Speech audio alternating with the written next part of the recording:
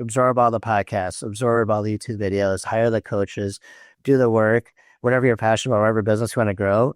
And then eventually that's going to provide your freedom. You can hire teams, you can build other businesses off that because of the skill sets you learn. So really put the groundwork, because I didn't even travel for 7 years. I was working 100, 120 hours while just focusing on the commercial side and then just learning the skill set to do the digital side before I even start traveling. So put the work in now to see the results years later.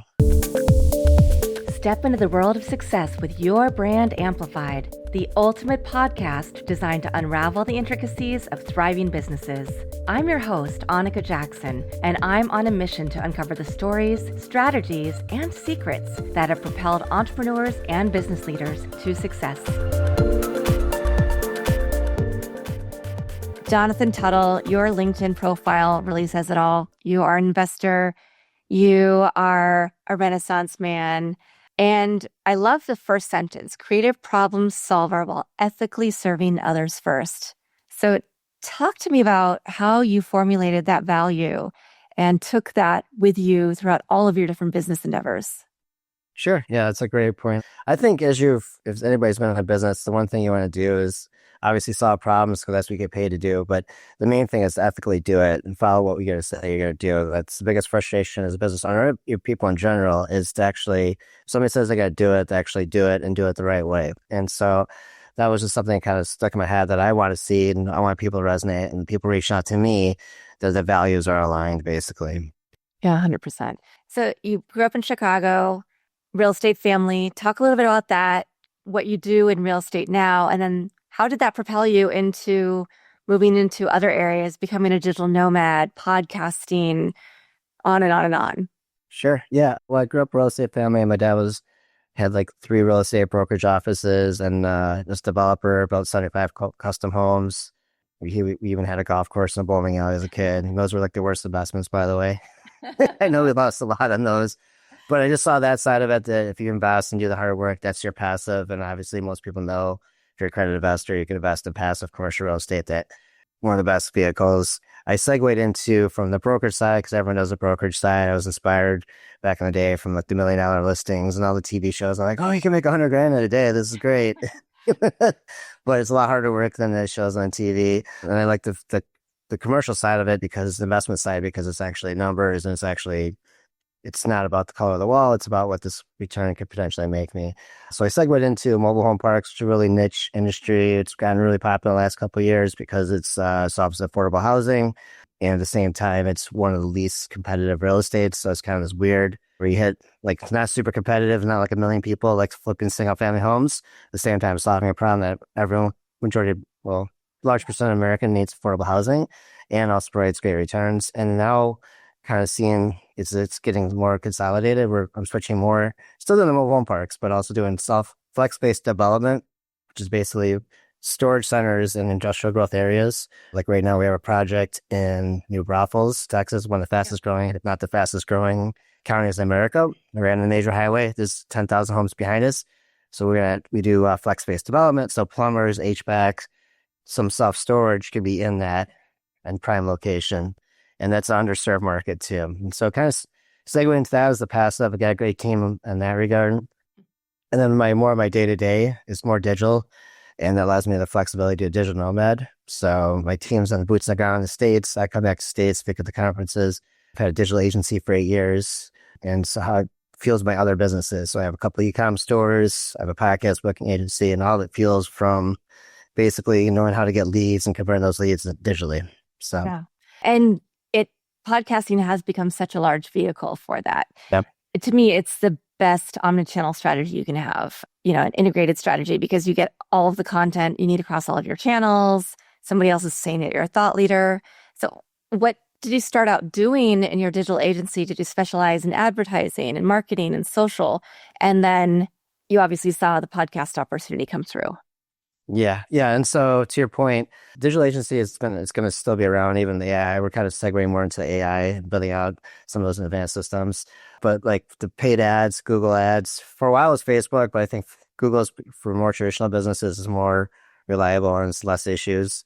But yeah, like the digital side, it just provided so much opportunity for everything else to grow. Yeah. Yeah, the digital side, when I started doing Google Ads, it was just like this game changer that actually was like, okay, you could do this, you put X amount of dollars in, you get X amount of return. When it just that when I saw that, and it just segued open to everything else, basically. Yeah. And then you're able to use the digital in your Oh, own into the channels. podcast. And sorry, yeah, to Yeah. get into the podcast where I was, and then to the podcast. Sorry, it's a little early here because I woke up just a few minutes ago. I know. But the podcast, the podcast I started, I think the first podcast was like 2017, 18-ish. And it was just kind of like, and I was always listening to podcasts, and I was like when I work out, what I always tell people is I listen to podcasts when I work out. It's a great way to get a lot of content, good quality content. Then I hired a podcast booking agency for one of my real estate raises in 2020. And I was like, okay, this is where it's a lot easier, which we were talking before the call. It's a lot easier to do this for me if it fits my value prop. Like you said, podcasting, position as thought leader. It's a lot better than for me. Like, I don't want to be a content creator. It's actually like, here's in depth. Here's my perspective. Here's why this works, why this doesn't work. And you can repurpose the content. So you can repurpose the content on social. So I was like, okay, this makes sense. Then I started with my first podcast, the Credit Investor podcast, because this is my 69th podcast interview. After I did a few handful, I'm like, well, might as well start my own.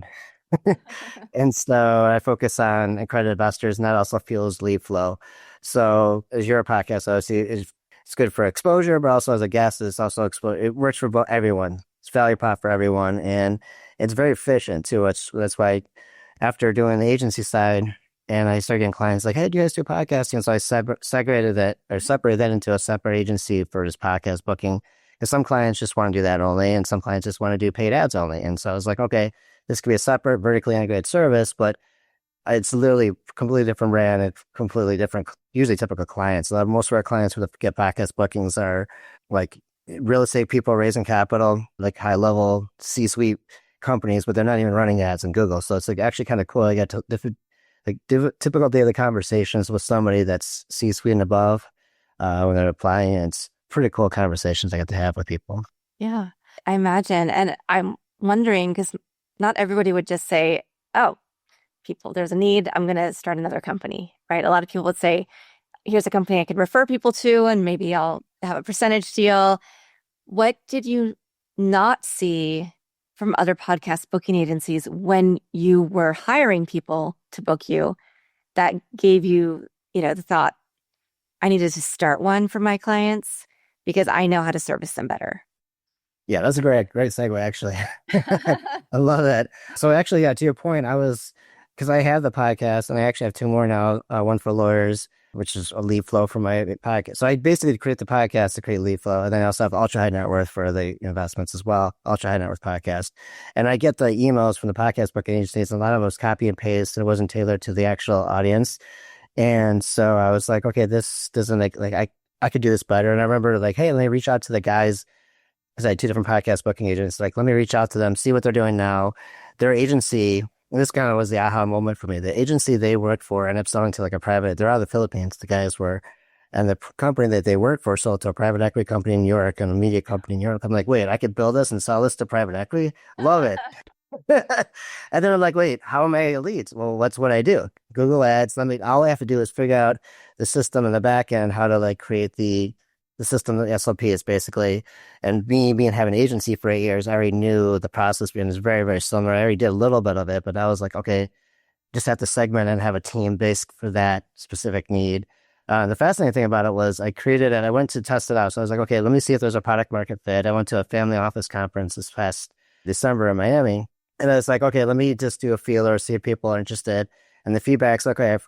I've been wanting to do this. I'm like, let me create a tour and see if the packages will make sense. And then the feedback was great. I signed up a couple clients. I'm like, okay, this fuels the employees. Now I just have to put the money into the ads, and let me see what the ads convert at. And that's how I've kind of scaled that one. But it was kind of fascinating because I literally went from the conference, visited the family for Christmas, and then went to Turkey, and then the Philippines, and we were just talking about Thailand, and then Bali. And in the meantime, over those like 2 months, I built the entire business. And now it's like, it's not a 7-figure business, yeah, but it's a multi-6-figure business in the first few months profitable. And so there was a product market fit. So, but basically being lean and just managing it, the cool thing goes back to the Google Ads. If you know what it costs to acquire a customer, and you have a good team that could deliver on the back end, the fulfillment side, and it's not, for me, my only time constraints are is allocating, which I could actually outsource and hire a sales rep, but I actually enjoy the conversation because, like I alluded to, Yeah. it's all different high level C suites, and it's this fun conversation, 30-minute calls, 15-minute calls.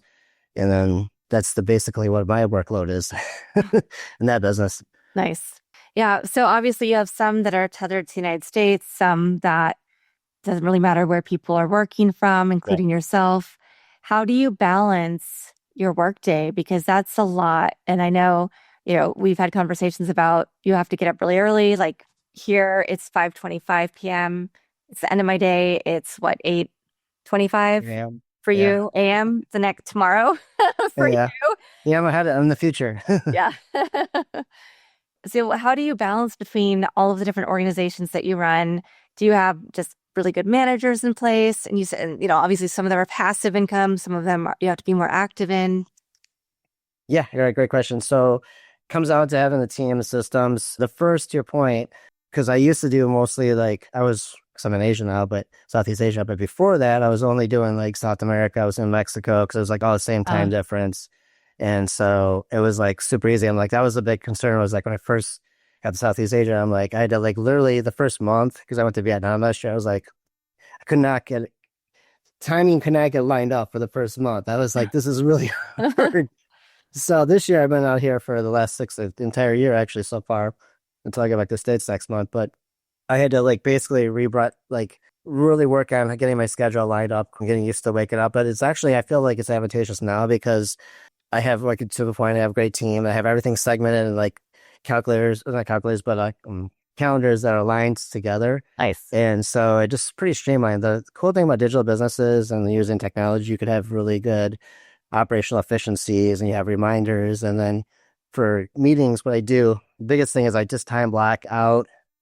If there's like calls, I'll just do from 8 o'clock to like 11 o'clock or midnight, my time. And then I'll do calls in the morning. So I'll just have the in between time. And then most people aren't checking their emails anyway. And I just tell clients but I always respond right away before I go to bed or before. So it's only like that few hours anyway that I'm just sleeping. Well, I get my full 7 hours in, but there's not like a big difference between like a drop off and, what's things getting accomplished in that time. But the main thing is just using technology and having the system, the calendars properly organized.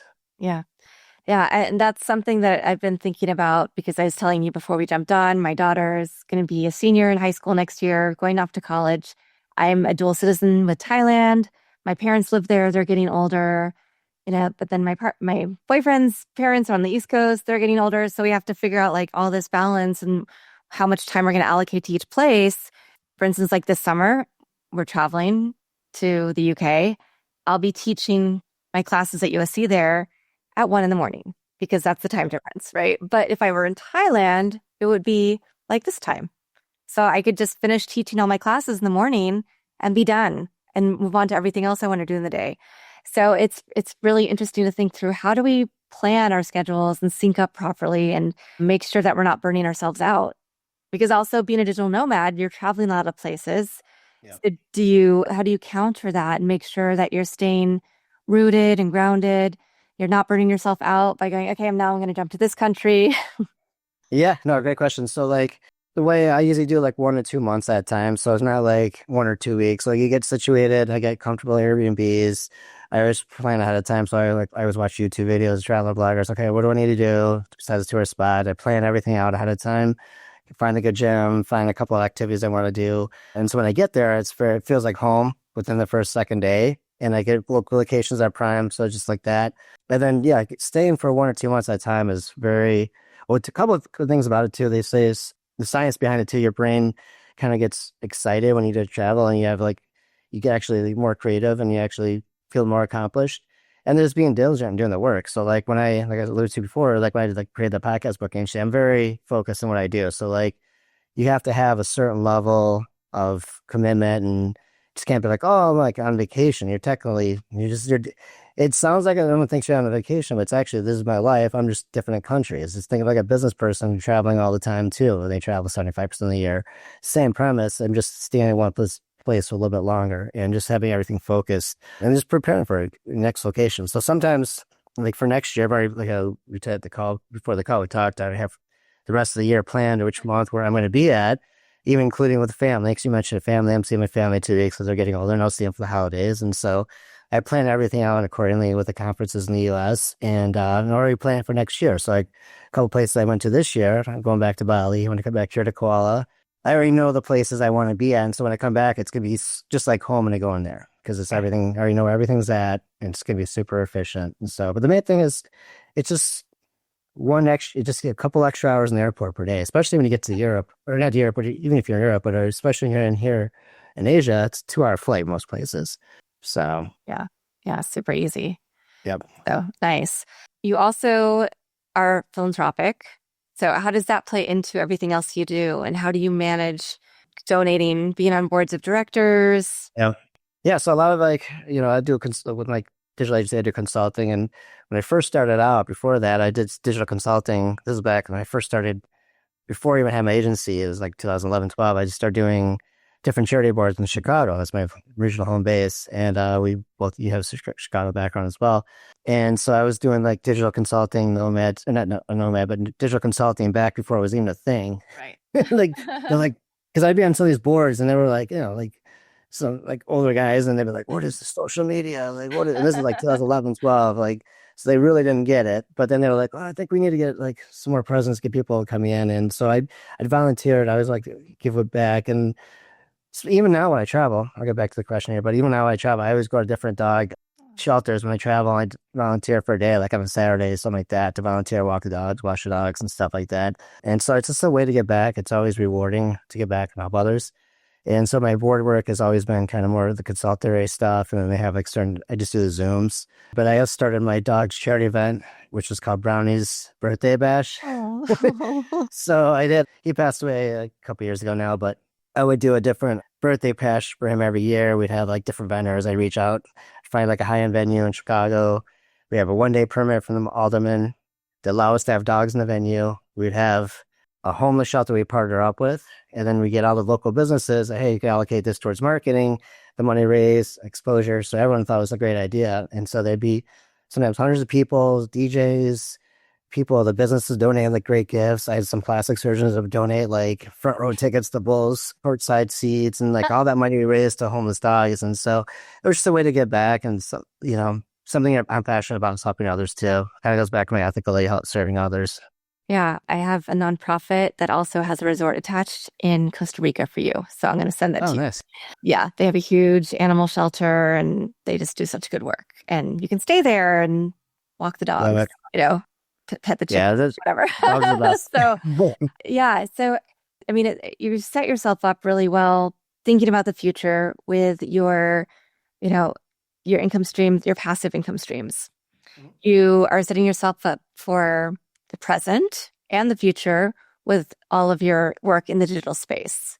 You're crafting your brand image because of all the different things you're doing. And also, I saw being best dressed Chicagoan.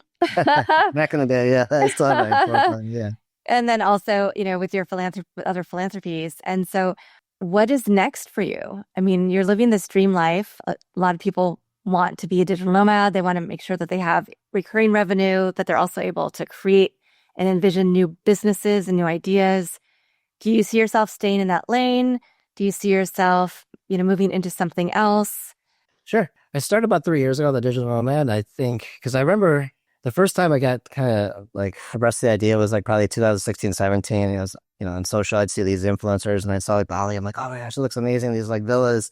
And like, I'm going to do that. And I'm like, well, I could do it with the villas, with the digital side, I could do that anywhere technically. And like plays back then were all like remote anyways. I was like, even though I paid for like this prime location office, but nobody ever came to the office anyway. And even the meetings were all digital so it was like, why am I paying all this money for this prime? It sounds good. It looks good on Google and you search the business, but there's no value to it. And I was like, well, the other thing is like the real estate side, it's the commercial real estate side. It's a very long game. It's a very slow game. As long as you have some partners, you have management, boots on the ground there, and you don't have to check it. You have team and property management. It's not something you have to be there day to day. And so I'm like, well, I could do this digital. And this is kind of what was the dream, was the digital side. And for right now, I still see it for at least, because I'm 45 right now, so I still see another like 4 or 5 years. Eventually, I think Miami will be the base. But even at that point, I still want to travel. I've just loved it. different cultures and having different home bases. Now it's a whole thing, new movement too with the digital, the nomad capitalist. Some people, they've probably seen him on YouTube. He's got like 1 million followers. And it shows how people have, they call plant flags or different locations. Some people, you live in Spain for 3 months, you live in Thailand for 2 months, you like different parts of the world, Singapore for 2 months, you live in the US for 4 months, but then you have the best of the best. And then you have your home base, you have your doctors, you have your different, your service providers and your health clubs in different areas. And it just becomes kind of like a seamless experience if you do it set up right. And so, Nice. and with the technology we have in the world now, it makes it so easy to have multiple bases, basically, or multiple flags, they call it. So I don't see it for the next 4 or 5 years settling down to like one city for like more than a few months at a time. Yeah. So Yeah. And then you'll have to think through like, what does life look like next? So yeah, I mean, I'm kind of like, because when I fly back to the States, and then some people are like, "Oh, you been?" And they're like mind blown to your point. They're like, "What do you do? How do I'm you do sure. this?" And I'm like, "Are you retired?" I'm like, "I guess retired." I was like, "I guess it kind of sounds like I'm retired, but I'm still working." Yeah. But you want to be active, so like, I don't know, like, yeah, I never thought about like if you're like, I saw a photo, it was a meme. It's like you don't want to be this, and it showed like us, I don't know what the age was, like 70s little couple, and they're like sleeping, and I was like showing them Italy, and like in a romantic place, and it was like one of those little boats that like Oh, the canal, and like instead of being like taking photos or enjoying it, they're like, because they, it's exhausting probably traveling there, and so I don't know. At that point, I'll probably just be positioned in Miami and just relaxing on the beach in Miami Beach or something like that. But for yeah. foreseeable future, digital nomad style. Yeah. Nice. What has been the biggest difference in your multiple businesses since you started the podcast booking agency and all of your podcasts? Because you said it's really been really good for deal flow. Yeah. Everybody comes to it with a different thing in mind. My podcast, I have a podcast course at a university that I'm teaching that's come out of it.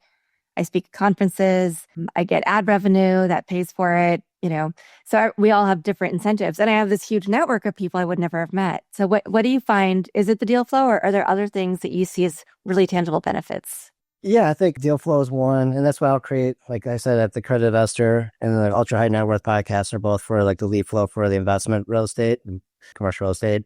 And then the newest one's counsel commentaries for lawyers, because I do it like lawyers to spend 10,000 plus a month on Google Ads. So it's like a lead flow, but at the same time with the podcast and also the podcast booking agency, it's also like a status. Basically, you get like credibility. And then when people hear you, as you know, if you do a good interview, people like, they're going to know, like, and trust you. You build the credibility.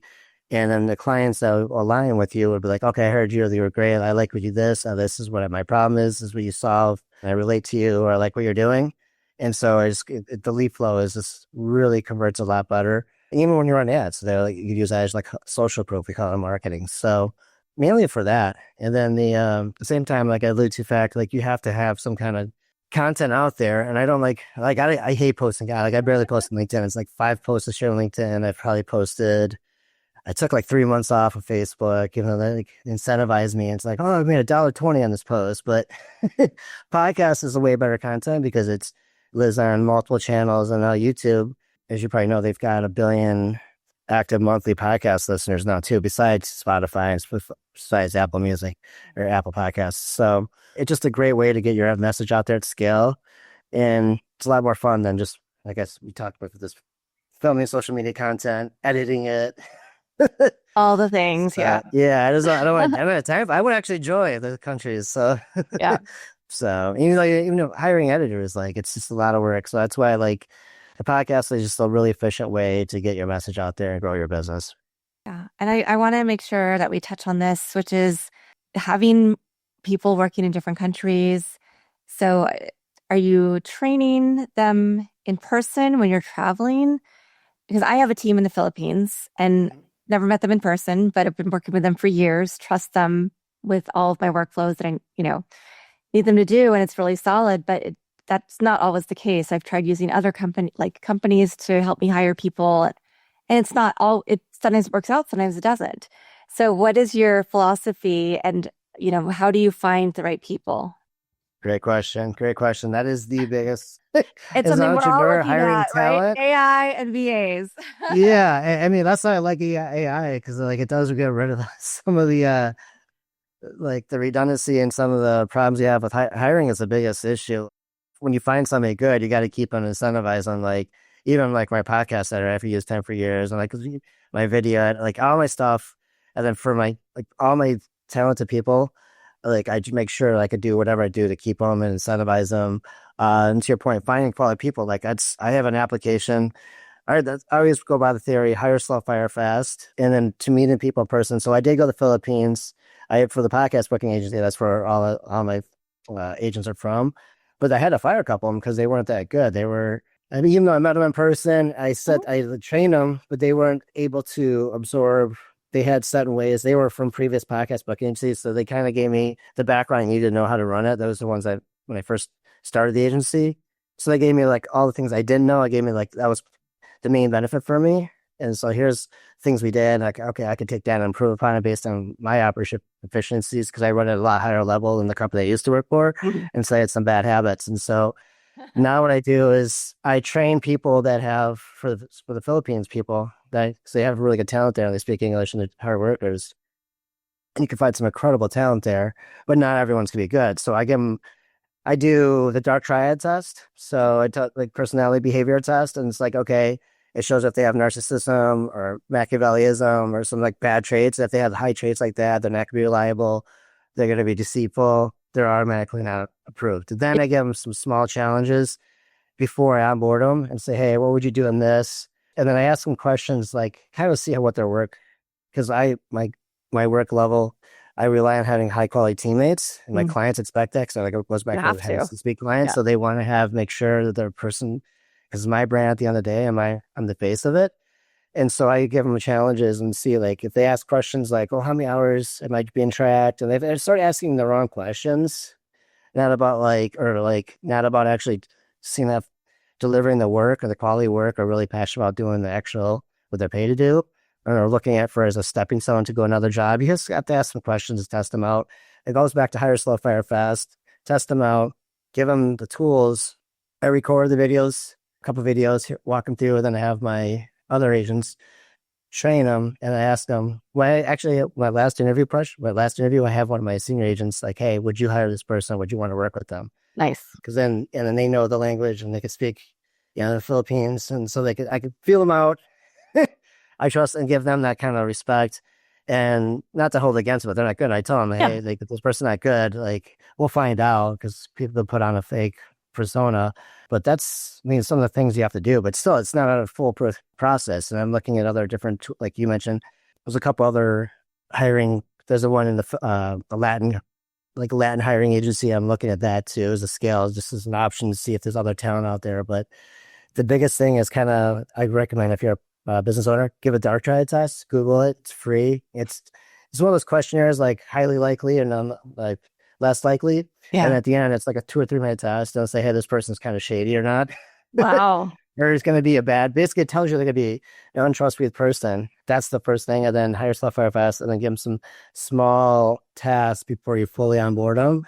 And then just kind of have maybe somebody that's going to be working, your manager, test them out and get their feel for them. And then just give them onboard them slow. And if they're good, give them more tasks and then fully onboard them after the second month. If not, get rid of them. Yeah. Fantastic. Great advice. It's really important to vet people appropriately and properly to make sure that they will be. And like you said, you might think they might go through all of the tests and they're still not a good fit. So yeah, thanks for sharing that, because I think that's really important when you're trying to be at such a high level and operating so many different businesses. You really have to trust your team. Yeah.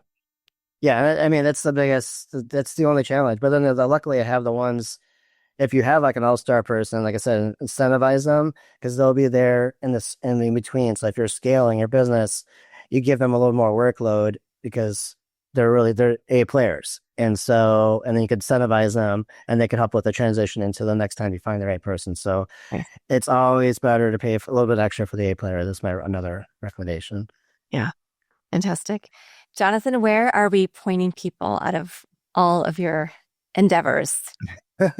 If you're looking for a passive investment, you're a credit investor, Midwest Park Capital is the mobile home parks, or Land-Play is our flex-based development. That's going to go quick. We have, like I said, it's the fastest growing county in America.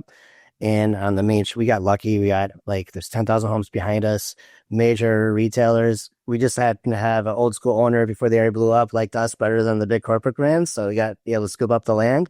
We have a team there. So that's land, hyphen play, great investment, 2-year turnaround development. Get podcast bookings if you're a thought leader, entrepreneur, business owner that wants to get the message out there at scale, 20, 40, 60 shows. Let's get podcast bookings. Or if you're my agency or digital consulting, is revenuesend.com. And that's usually for people who are spending $10,000 a month and they want, it's a lot easier to do measurable results. You could say, hey, here's where you're at. You want to get to the 100,000 a month in Google ads and scale by X amount of millions per year. That's where we come in. We're not doing like, oh, can you manage $500 a month? That's not our, we have consulting angle, but like, that's not our focal point for that. So those are the 4. Or LinkedIn, Jonathan Tuttle. I signed up my Jonathan Tuttle 1. I tried to get my name back in 2009, but somebody else had it for sale. And all my socials are my name, Jonathan Tuttle. So. Amazing. And I always ask my guests one last question. Do you have a favorite quote, mantra, verse, poem, family motto, just words that continue to inspire you on this very impressive track and stay rooted in your, creative problem solving and ethics? Yeah, I think find a niche that you're good at and deliver a better service than anyone else and go above and beyond and it's not like a really quote, but this is my thesis. And also just absorb everything about it. So like absorb all the podcasts, absorb all the YouTube videos, hire the coaches, do the work, whatever you're passionate about, whatever business you want to grow. And then eventually that's going to provide your freedom. You can hire teams, you can build other businesses off that because the skill set you learn. So really put the groundwork, because I didn't even travel for 7 years. I was working 100, 120 hours while just focusing on the commercial side and then just learning the skill set to do the digital side before I even start traveling. So put the work in now to see the results years later. Great advice. And with that, thank you, Jonathan, for being on the show. Thank you to everybody who's watching this episode or listening to it on your favorite platform. And I'm looking forward to coming back with another amazing guest to share their story, their journey, and insights to make your life and your business better every day.